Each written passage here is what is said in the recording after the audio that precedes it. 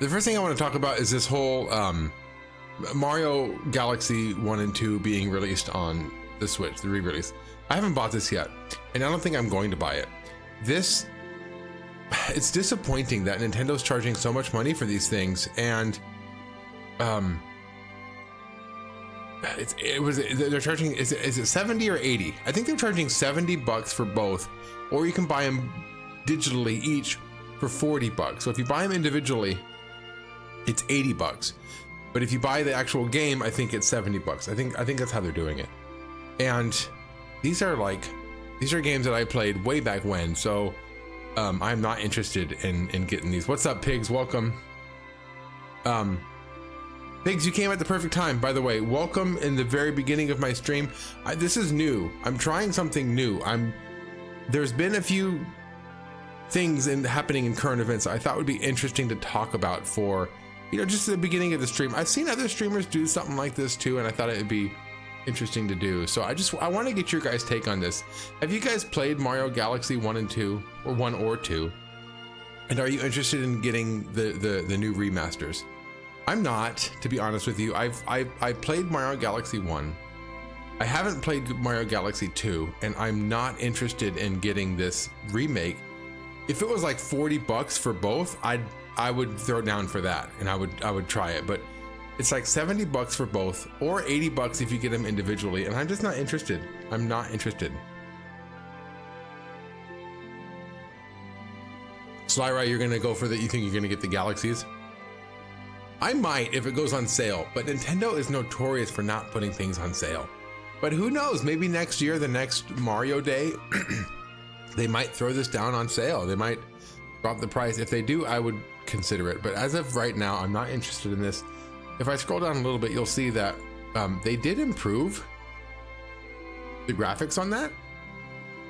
It looks pretty nice. The edges are a lot smoother and not as jagged.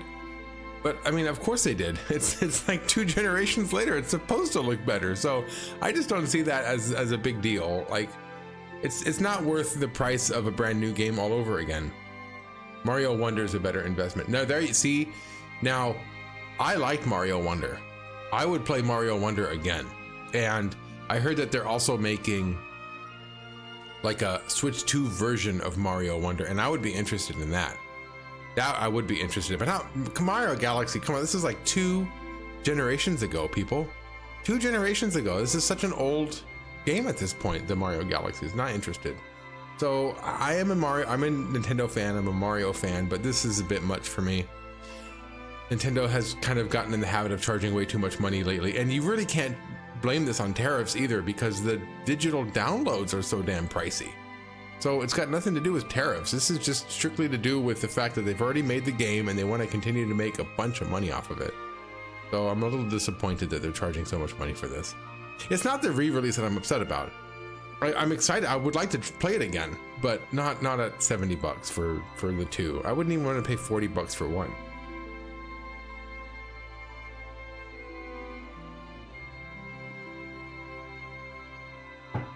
Catch up on comments here.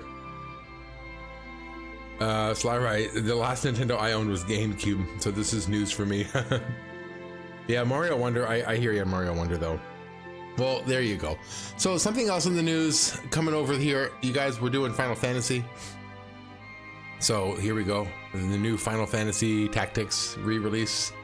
I have not played any of the original Final Fantasy Tactics, obviously. This is my first journey into the Final Fantasy anything. So the fact that, and I do like tactics though. I do like the turn-based strategic part of it.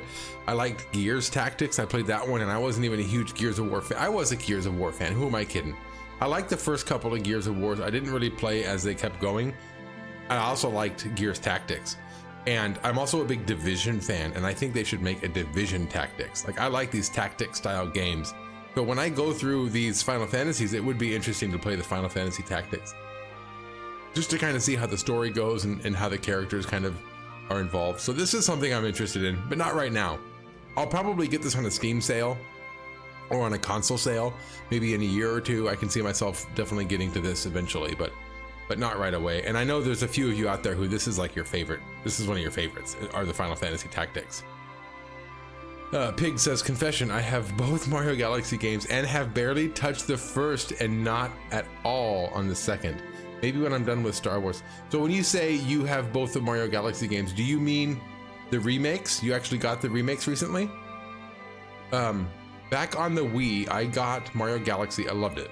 Up until that point, I think Mario Galaxy was my favorite Mario game. It was so good. When 2 came out, when Mario Galaxy 2 came out, there's something about sequels that just never really catch me like that, especially with Mario games. Like, I like all the different Mario games, but when they start making a part 2 of a particular type of Mario, it's just a bit much for me. I love the new Mario Brothers, but then when they kept making the new Mario Brothers, they kind of got repetitive. I like Wonder, but if they make a Wonder part 2, I might not be as interested. Oh, Pigs never touched the originals. Okay. But you do, so you got the remakes. Okay. Well, I'm interested. Now, if I never played the Mario Galaxies, that would be a good investment, because it is playing a new game, and it's playing a new game upgraded. So I think that would be worth it. But if you're playing the Mario Galaxies and you're just doing a replay of it, it's not worth it to me. It's too much. I'm not gonna, it's not worth it's not worth the price of a brand new game to me. I like the novelty of what they accomplished with Outlaws on Switch 2, but would rather play it beefier hardware like PC. Oh, right, because the Switch now is starting to get hold of lots of games that, like Resident Evil Requiem, I think is also going to be released on day 1 on the Switch 2, and that's cool that the Switch 2 can handle it. But yeah, I think I'm with you, Slyrai. I think I would prefer to play on a beefier hardware system. If I got the new Requiem, which I probably am, it's probably going to be on the Xbox. Meanwhile, you could tell all the Mega Man games. You can get all the Mega Man games for around $80, as in all, including spin-offs. That's pretty cool. I do like the Mega Man games. Vivi, I like watching your playthroughs too. I like the idea of the turn-based Mega Mans. Those are interesting to me. The only game that I keep rebuying is this one, Final Fantasy IV. Yo, if you want to talk about games being repurchased, Resident Evil 4, I've bought that so many times. I got it on the GameCube. I got it on the PS2.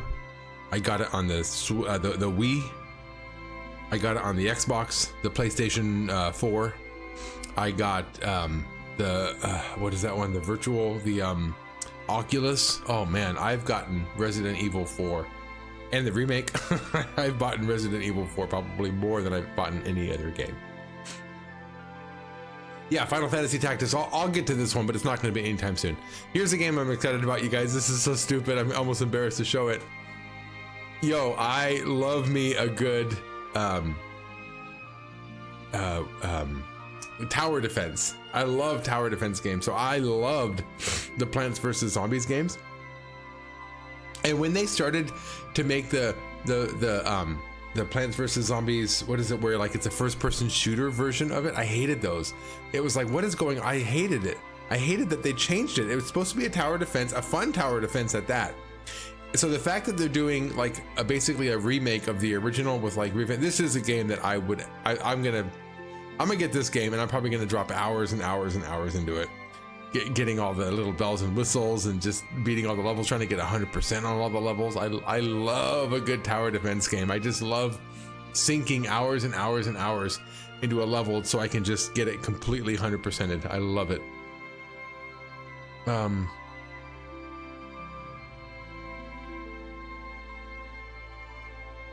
Pigs, so you rebuy Final Fantasy 2?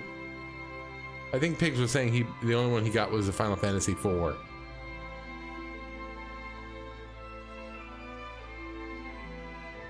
So I'm actually excited for Plants vs. Zombies Replanted. So I'm looking forward to getting this one. When does it come out? Looks like it comes out the 23rd of October, so that's coming out later on this month. I skipped RE4 for some reason, played 1 through 3, and Code Veronica, then went to 5 and 6.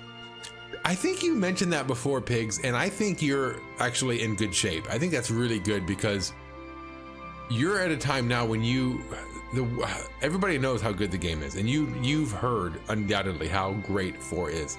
So it's almost like fun to dive into a game that you've never played before that has that much hype to it. So I'm interested to get your reaction to it. That'll be fun. Yeah, RE4 was a huge hit, and it just kept going and going and going because it was big on the GameCube. Huge on the GameCube. They made, remember that chainsaw controller they made on the GameCube for it? And then it got released on the PlayStation, and it was huge all over again. So like every console it gets huge on. It's huge. Right now I'm playing Super Robot Wars Y. 90 hours and I'm not even halfway. I've never heard of Super Robot Wars. So I don't know if you guys are fans of tower defense games. I am. I'm looking forward to Plants vs. Zombies. Let's see here. Sly Rice says, I just bought Final Fantasy 4, 5, and 6 on Steam, but only 6 on Switch. Okay. Oh, you didn't get this thing then, huh? You didn't get the Pixel remasters because this comes with 1 through 6. So, okay. You got them separately. All right, you guys, look at this. We got new Lord of the Rings game. And I don't know how I feel about this. If they want the new Lord of the Rings game to compete with Hogwarts Legacy, they're not going to be making the Lord of the Rings game that I want. The Lord of the Rings game that I want is a continuation of the Mordor gameplay. I liked the Shadows of Mordor and the Shadows of War. I want a Shadows of, something else. What else is big in the Shadows of Mordor? They can have Shadows of, I don't know, they can have Shadows of something else.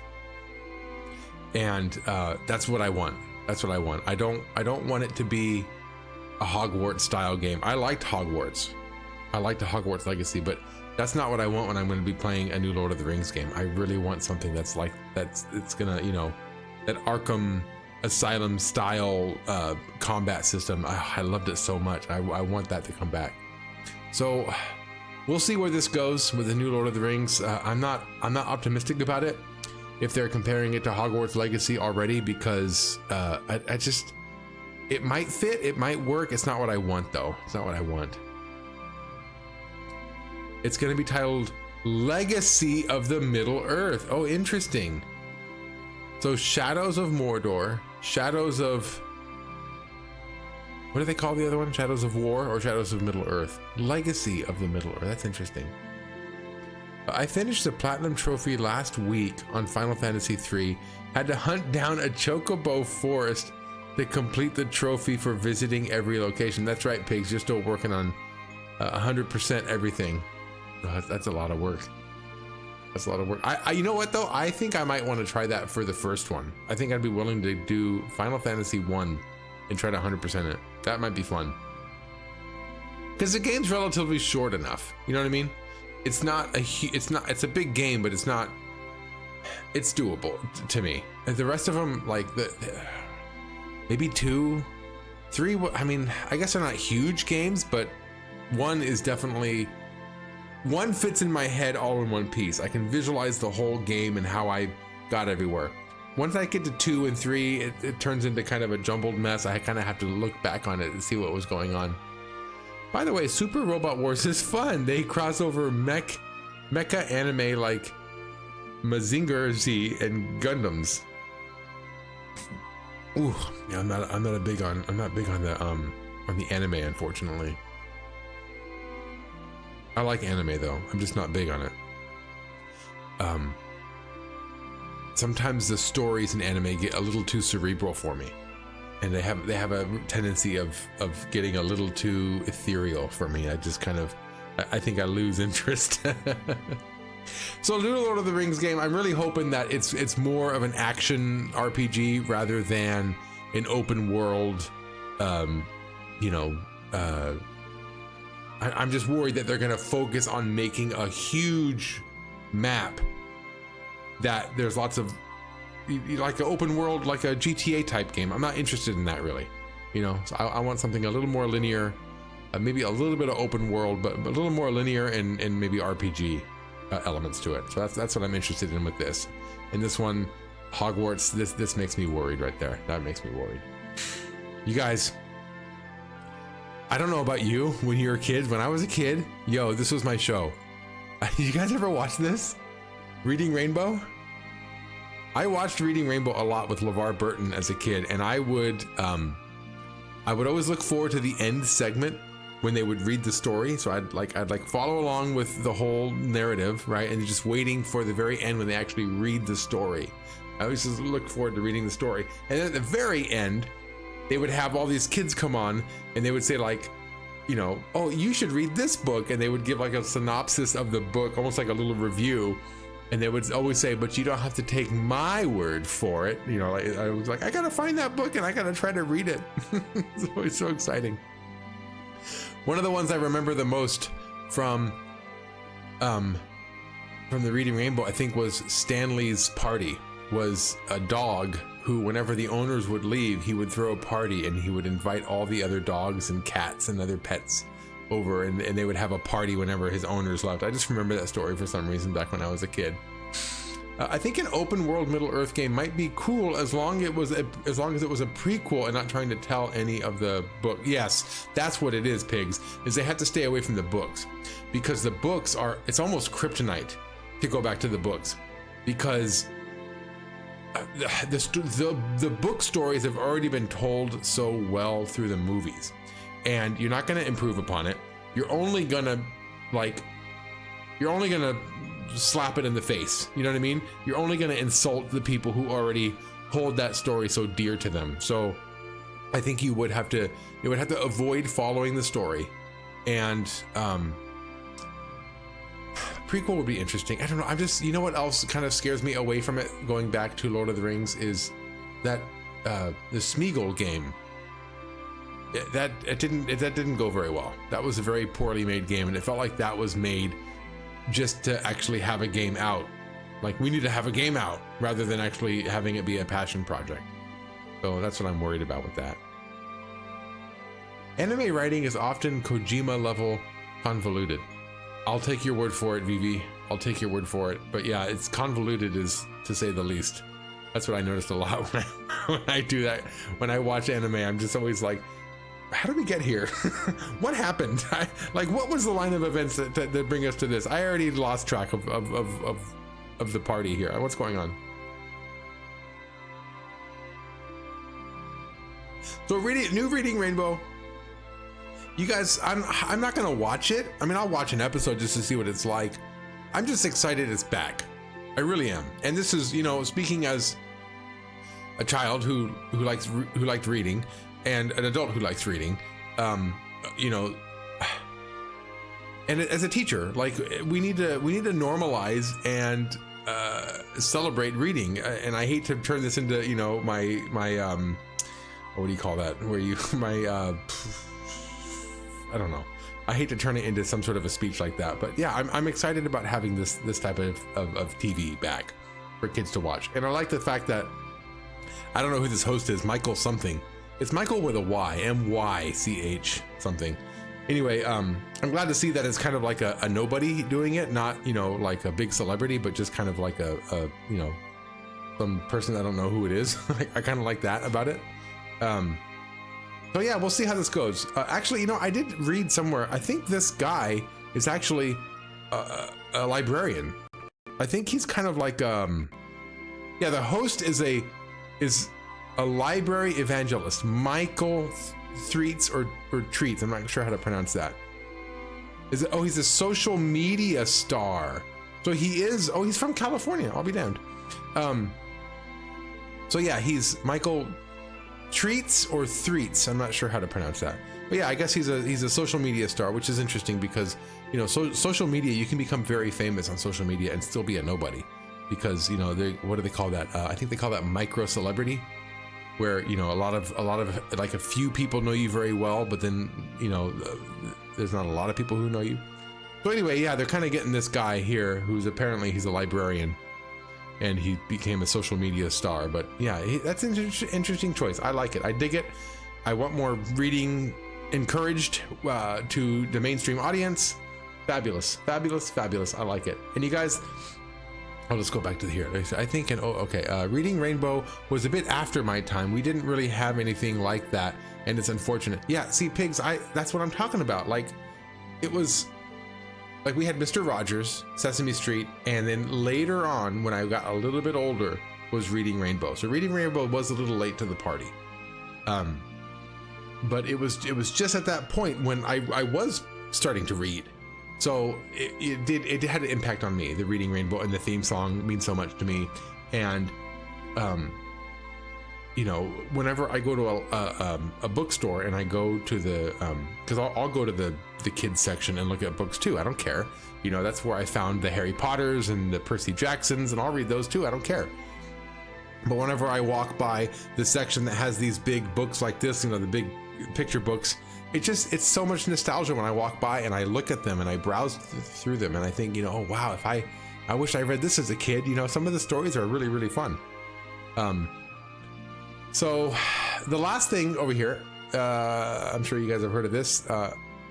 EA is being bought out and going private, which is interesting to me that a large game company is going private. And I don't know too much about it. I know that some Saudi Arabian investors are buying it out, and